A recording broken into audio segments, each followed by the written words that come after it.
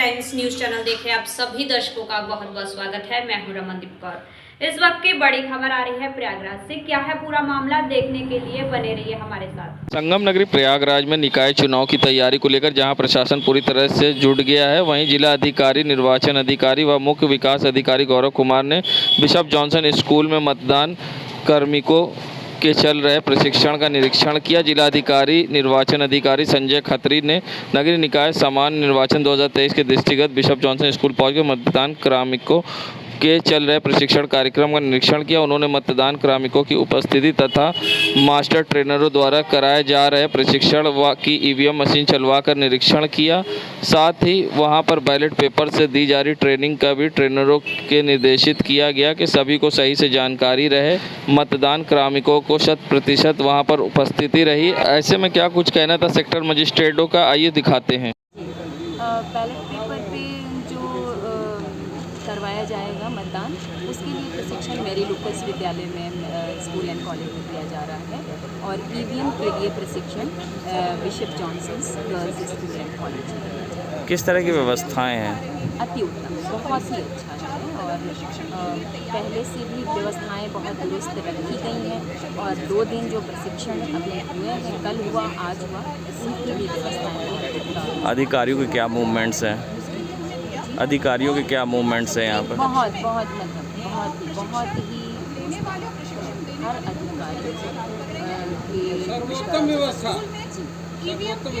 या हम कह सकते हैं कि सर्वोत्तम व्यवस्था। शुभ नाम बता दें। नीलिमा सिंह। प्रशिक्षण का समय बहुत अच्छे ढंग से दिया जाए।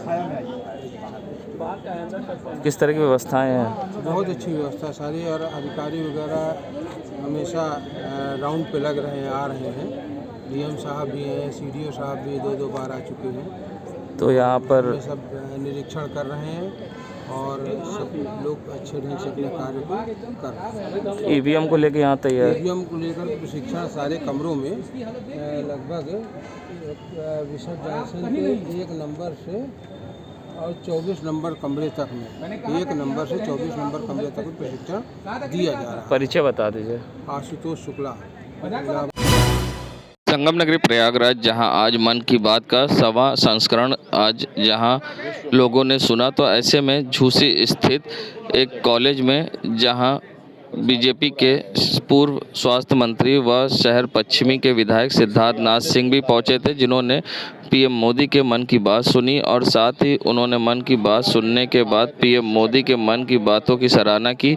साथ ही उनका कहना था कि जिस तरह से लोकल फॉर वोकल के लिए पीएम मोदी ने मन की बात में बढ़ावा दिया, जिसके बाद आज वो ग्लोबल स्तर पर पहुंच गया है, और यूनेस्को और अन्य लोगों ने भी मन की बात की तारीफ की है, और इस बार इसका प्रसारण विदेशों में भी किया गया है और लोगों के बीच में चर्चा का विषय बना है। ऐसे में सिद्धार्थ नाथ सिंह का लोग बीजेपी कार्यकर्ताओं ने फूल माला से स्वागत किया, और क्या कुछ कहा, आइए दिखाते हैं। ये भारत की ताकत है, भारत के 140 करोड़ लोगों की ताकत है, और जो नेतृत्व है हमारे प्रधानमंत्री मोदी जी का, इसके कारण जो 100वां एपिसोड है, संस्करण है मन की बात का, आज यूनेस्को भी उसकी प्रशंसक बनी है, और इसीलिए आज यूएन ने भी उसका रात को न्यूयॉर्क से 1:30 बजे प्रसारण लाइव करा है। और देश के हर कोने से जो लोगों के बारे में हम लोग जानते नहीं थे, आज उनकी चर्चा हो रही है, और चर्चा ही नहीं, उनसे प्रेरणा मिल रही है। और ये प्रेरणा जो है वो बच्चियों के लिए, लड़कियों के लिए सम्मान क्या होना चाहिए परिवार में, इस प्रकार से किस प्रकार से जो छोटे छोटे उद्योग हैं वोकल फॉर लोकल, वो किस प्रकार से फिर निर्यात हो सकता है, ग्लोबल हो सकता है, इसके बारे में, शिक्षा के क्षेत्र में, अन्य चीज़ों के बारे में आज देश जान पाया है, क्योंकि मन की बात का ये प्रभाव जो है पूरे देश के हर नागरिक के ऊपर पड़ रहा है। 2024 के चुनाव को लेकर जहां नीतीश कुमार गठबंधन कर रहे हैं, तो ऐसे में अब डिप्टी सीएम केशव प्रसाद मौर्य ने नीतीश के गठबंधन और 2024 के चुनाव को लेकर बड़ा बयान दिया, और साथ ही उन्होंने नीतीश कुमार पर निशाना साधते हुए क्या कुछ कहा है, आइए दिखाते हैं। बयान आया है कि एक के पीछे एक रणनीति 2024 के लिए तैयार की जाए, और गुंडा राज जिस तरह से बिहार में हो रहा है, आनंद मोहन को छोड़ दिया गया है। देखिए, नीतीश कुमार जी और लालू जी की जो पार्टी है, ये दोनों पार्टियां मिलकर के बिहार में खाता खोल पाएंगी कि नहीं खोल पाएंगी, आज यह भी मुश्किल है। लेकिन उनको प्रधानमंत्री बनने के लिए जो मुंगेरी लाल के हसीन सपने आने लगे हैं, उसके कारण वह गलती पर गलती कर रहे हैं। और किसी को भी, नीतीश कुमार जी चाहे किसी से समझौता करते, लेकिन हत्या जैसे मामले में कोई अभियुक्त है तो उसको छोड़ने की कल्पना नहीं कर रहे थे। लेकिन ऐसा भी उन्होंने करके यह संदेश दिया है कि अब सुशासन बाबू नहीं, वो कुशासन बाबू बने। संगम नगरी प्रयागराज, जहां बीते दिनों कांग्रेस के राज्यसभा सांसद प्रमोद तिवारी ने प्रेस वार्ता की थी और प्रेस वार्ता करते हुए कहा था कि इस बार कोई भी पार्टी कहीं दिखाई नहीं दे रही, इस बार कांग्रेस और बीजेपी की सीधी टक्कर है। तो ऐसे में अब जहां बीजेपी के विधायक व शहर पश्चिमी से पूर्व स्वास्थ्य मंत्री सिद्धार्थनाथ सिंह ने इस पर पलटवार किया है। साथ ही उनका कहना है प्रमोद तिवारी सीनियर नेता हैं, उनकी मजाक करने की आदत है, मगर उनको ऐसा मजाक नहीं करना चाहिए। कांग्रेस से टक्कर तो दूर छोड़िए, दूर दूर तक कांग्रेस नज़र नहीं आ रही है। प्रमोद तिवारी ने हो गई है, इसलिए इस प्रकार की बातें करते हैं। और मैं इतना ही कहूँगा, प्रमोद जी बड़े नेता हैं और प्रयागराज से ही आते हैं, लेकिन उनको थोड़ा मजाक करने, अब मजाक कम करा करें, क्योंकि कांग्रेस अपने आप में मजाक बन चुकी है। नगरी प्रयागराज में जहां अब निकाय चुनाव काफ़ी करीब है और ऐसे में अब जहां 4 मई को मतदान होना है, तो ऐसे में हर कोई अपने पसंदीदा प्रत्याशी को चुनने में लगा हुआ है। और सबसे बड़ी बात है, हर कोई अपने प्रचार प्रसार में जुड़ा है।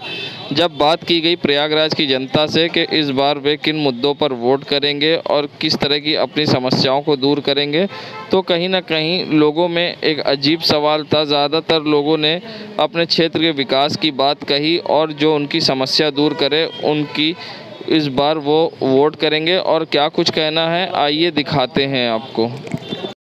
किन मुद्दों पर आप वोट करेंगे? निकाय चुनाव बेसिकली सड़क, नाली, खड़ंजे, पानी की और सीवर समस्याओं का चुनाव होता है। यही हमारी बेसिक नीड है, इसी को लेकर इस चुनाव को हम मुद्दा बना करके वोट करेंगे। लेकिन इस बार मेयर प्रत्याशी प्रयागराज में मुझे तो कोई समझ में नहीं आ रहा है। नोटा बटन का प्रयोग करने का मन कर रहा है, आगे जनादेश जो होगा देखा जाएगा। क्षेत्र में किस समस्या का हल कराना जरूरी समझेंगे? जाम की समस्या यहाँ की बहुत बड़ी समस्या है। हमेशा बारिश में जितने भी जो है निचले हिस्से हैं, वहाँ पे बाढ़ की समस्या हो जाती है, जल जमाव की समस्या है, सड़कें जर्जर हो चुकी हैं, आए दिन सड़कों पर जो है गाड़ियाँ फंस जा रही हैं। परिचय बता दें। अरशद करेली निवासी। भैया हमारा जो विकास करेगा, जो हम लोग की परेशानियाँ सुनेगा और साफ़ सफाई का शहर में ध्यान देगा, हम उन्हीं को वोट देंगे। इस बार अपने क्षेत्र में कौन सी समस्या हल कराना चाहेंगे? साफ़ सफाई, गुंडागर्दी, ये सब बंद करना चाहिए। क्या नाम है आपका? राहुल कुमार।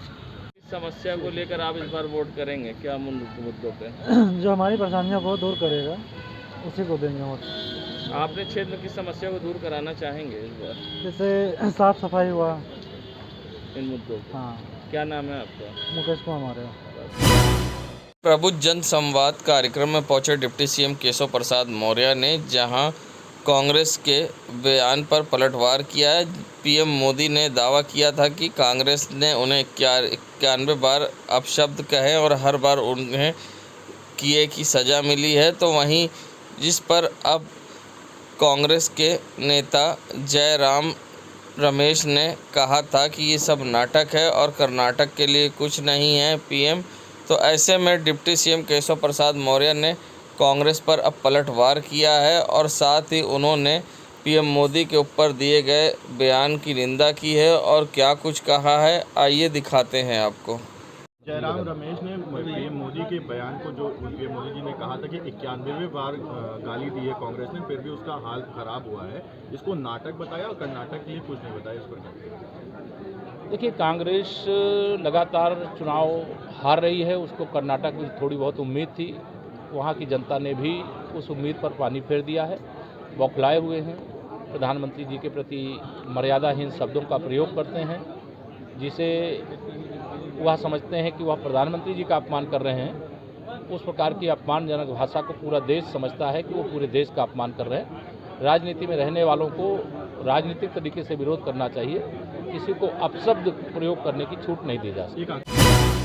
शहर पश्चिमी के विधायक व पूर्व मंत्री सिद्धार्थनाथ सिंह ने आम आदमी पार्टी पर पलटवार किया है। बता दें, जहां बीते दिनों आम आदमी पार्टी ने प्रेस वार्ता की थी और बीजेपी पर गंभीर आरोप लगाए थे कि बीजेपी द्वारा पुलिस के माध्यम से उनके प्रचार प्रसार को रोका जा रहा है, उनको रैली करने नहीं दी जा रही है, जिस पर अब बीजेपी विधायक सिद्धार्थनाथ सिंह ने पलटवार करते हुए कहा कि आम आदमी पार्टी सिर्फ ये प्रचार स्टंट है और मीडिया में बने रहने के लिए इस तरह का बयान देती है। देखिए, आम आदमी पार्टी को एक ही काम आता है, वो है कि सुर्खियों में कैसे बने रहें, और इसलिए जो एक प्रक्रिया होती है चुनाव की, परमिशन की, ये सब चीज़ों की, वो उसमें विश्वास नहीं करते, और इसलिए उन्होंने इस प्रकार का कि हमें दिया नहीं जा रहा है, सुर्खी में वो बने रहें, ना तो कोई और कारण नहीं हो सकता कि उनको परमिशन ना दिया जाए। संगम नगरी प्रयागराज, जहां कांग्रेस नेता खरगे ने पीएम मोदी को सांप बताया था, जिसके बाद अब राजनीति गर्माती जा रही है। तो ऐसे में शहर पश्चिमी से विधायक व पूर्व स्वास्थ्य मंत्री सिद्धार्थनाथ सिंह ने कांग्रेस पर नाराज़गी जाहिर की और पलटवार करते हुए बड़ा बयान दिया है। उनका कहना था, जिस तरह से कांग्रेस के द्वारा अपशब्दों का इस्तेमाल किया गया है, जनता ने अक्सर जवाब दिया है, और इस बार भी जिस तरह से कांग्रेस नेता खरगे ने पीएम मोदी पर अपशब्द की इस्तेमाल किए हैं, कर्नाटक की जनता जरूर जवाब देगी। मैं इतना ही कहूँगा, पहले तो मैं भर्त्सना करता हूँ जिस प्रकार के शब्दों का इस्तेमाल किया जा रहा है कांग्रेस के नेताओं के माध्यम से मोदी जी के ऊपर, और आगे ये चुनाव चल रहा है। पूर्व में भी हम लोगों ने देखा किस तरीके से जनता ने जवाब दिया है अपशब्द का जो कांग्रेस ने इस्तेमाल किया, चाहे वो सोनिया गांधी ने किया था, और फिर राहुल गांधी हो या मणिशंकर अय्यर हो। इस दफ़े भी खरगे के शब्दों का कर्नाटका की जनता कांग्रेस को जरूर जवाब देगी, और इतना ही कह सकता हूँ, फिर से भारतीय जनता पार्टी कर्नाटका में सरकार बनाने जा रही है। देश दुनिया की खबरों के लिए world media times news channel को सब्सक्राइब करें।